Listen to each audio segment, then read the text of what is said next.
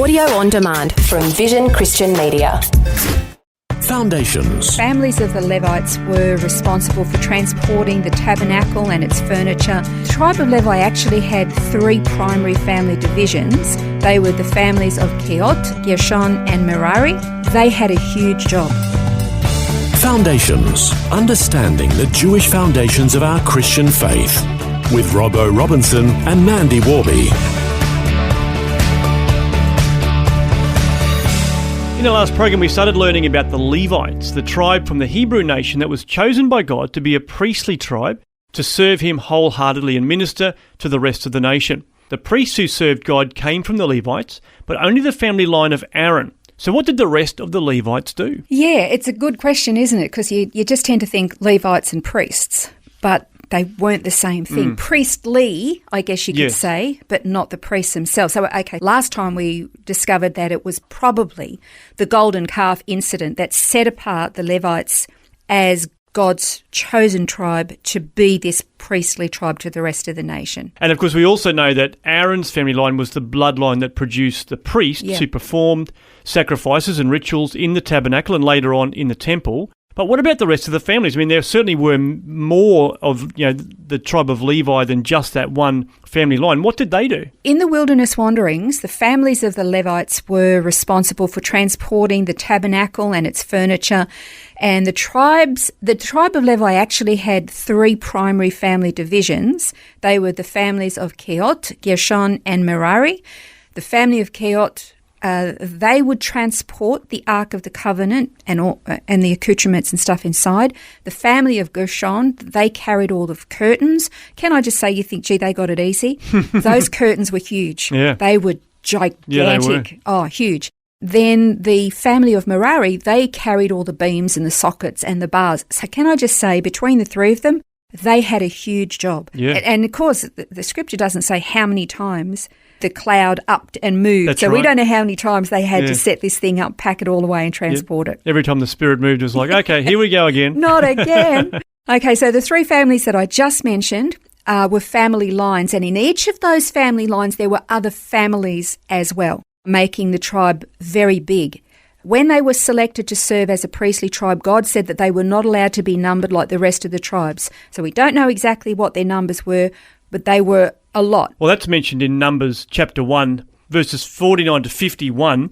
It says, "Only the tribe of Levi you shall not number, nor shall you take their census among the sons of Israel, but you shall appoint the Levites over the tabernacle of the testimony, and over all its furnishings, and over all that belongs to it. They shall carry the tabernacle and all its furnishings, and they'll take care of it. They'll also camp around the tabernacle. So when the tabernacle is to set out, the Levites shall take it down, and when the tabernacle encamps, the Levites shall set it up. But the layman who comes near shall be put to death." It's a good thing that when they actually set the camp up, the Levites actually camped immediately around the tabernacle, because if the other tribes were around the tabernacle and they got too close to it, off with his head sort of thing, which is, it's kind of brutal. But you can see that God wanted to protect the people as well. That's right. So that's right. It was almost for their protection, wasn't it? Absolutely, that they camped for around. sure. Everything pertaining to the maintenance, the upkeep, the construction, the packing up of the tabernacle, the pulling down of the tabernacle, the setting it all up, moving it along, it was all done by the Levites alone. Anyone else trying to get involved or, coming in too close to this particular place, that was not going to be a good end for them. So this was a really important and very sacred task. Yeah. And Numbers 18 actually lists the duties of the Levites. The first few verses of that chapter go like this. "The Lord said to Aaron, you and your sons and your father's household with you shall bear the guilt in connections with the sanctuary, and you and your sons with you shall bear the guilt in connection with your priesthood. But bring with you also your brothers, the tribe of Levi, the tribe of your father, that they may be joined with you and serve you, while you and your sons with you are before the tent of the testimony. And they shall thus attend to your obligation, and the obligation of all the tent. But they shall not come near to the furnishings of the sanctuary and the altar, or both they and you will die." That could sound a little bit confusing, but what it's basically saying is that the Levites were to serve God by serving the needs of the priests. So keep the tabernacle clean, keep it tidy, keep it functional, well fitted out, make sure it's packed up properly, make sure it's reconstructed properly. transport it safely, be close enough to the priests so that they can make sure that the priests have everything they need. Because can I just say, we will learn about the priests. The priests were really busy. Can I just say, I'm glad I'm not a Levite, and I'm glad I'm not a bloke who's a Levite, who's a priest, because they had a lot of work to do. So the Levites, the rest of them, were to make sure that the priests had everything they needed to do what they needed to do, and to look after the house of God and everything to do with it. Pretty big deal, actually, high calling. But at the same time, even the other families in the Levites, they even had boundaries for themselves. Like when it came to the actual furnishings, we're talking about the menorah, the table of shewbread, the altar of incense, the Ark of the Covenant. All of those particular things, those very most sacred right in the centre, all of those had to be dealt with by the priests themselves. Right. And if the rest of the Levites came near and touched them, well, not only would they die, but the priests would die for letting them get too close. Okay. Yeah. So they weren't allowed. So even they had boundaries, certain things lines that they couldn't cross. Yeah, right. And again, the role of the Levites in serving and ministering to God, making a place ready for the people to come to before God, this was really important. So if you were in the other tribes, you couldn't just wander in and say, look, I've just come to have a look, see how things are going. This is fascinating. Thank you for everything you're doing. Love the worship. No, you couldn't do that. You couldn't just wander in or you'd die. Yeah. So the Levites, they had to make sure it was clean, pristine, well presented and all the rest of it, make sure the priests have got what they need. Yeah. Then at the appointed times, if the people needed to come to offer sacrifice or for, let's say, feast days or ritual purification, they would come to the family line of the Levites.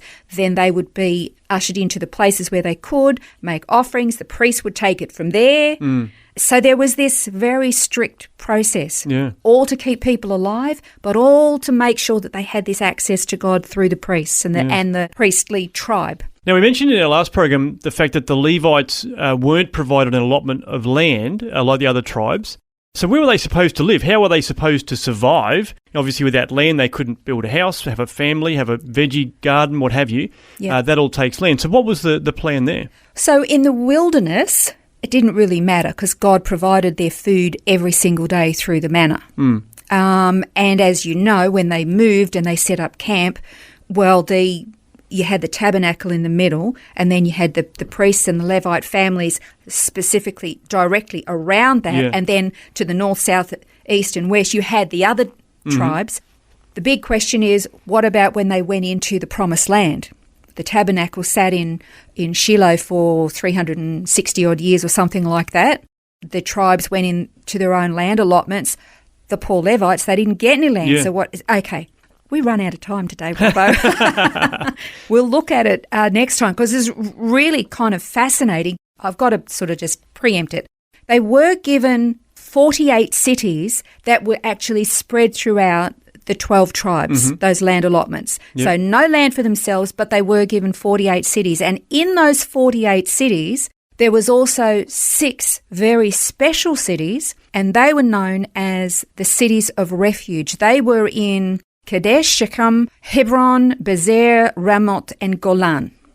And they have their own special role and feature within the nation as well. Yeah, well, we'll explore that more in the next program. We'll look at these cities of refuge. You can actually read ahead on this. Joshua chapter 20, verses 7 and 8 actually talk about these cities of refuge. But we will explore it in greater detail in the next program on Foundations. This has been Foundations, a look at the Jewish foundations of our Christian faith. For study notes, resources and more, see vision.org.au/foundations. Thanks for taking time to listen to this audio on demand from Vision Christian Media. To find out more about us, go to vision.org.au.